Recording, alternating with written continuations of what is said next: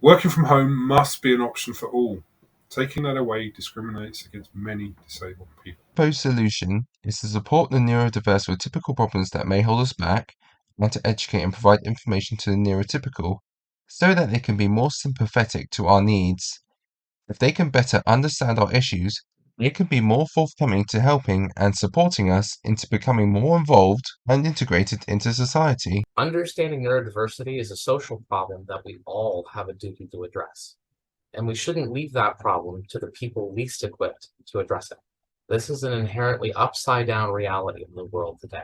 New inclusive hiring efforts are great, but please do not forget, we are already here. So what I would recommend is building out informal networks and ERGs to provide your neurodivergent employees with the psychological safe space to openly express themselves, to come together and exchange ideas and experiences. Please do find ways to communicate together. Let's start building a better tomorrow together.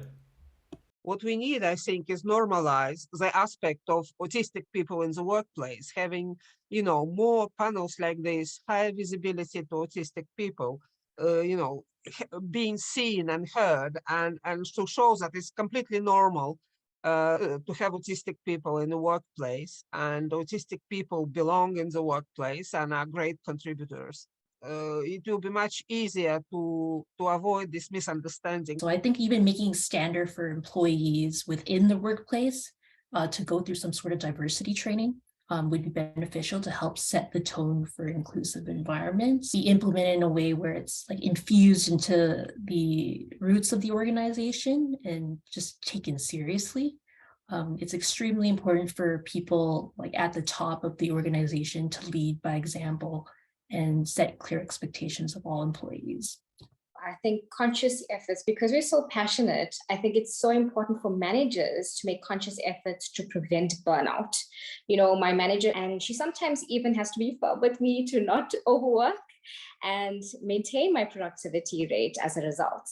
So therefore, setting clear boundaries of what our expectations and our demands are can be very helpful. And so when employers do their best to create an entire culture of supporting all of their employees and their differing strengths and needs, and they're creative about removing those barriers for everybody, it creates an environment where autistic employees can thrive without having to single themselves out as being disabled.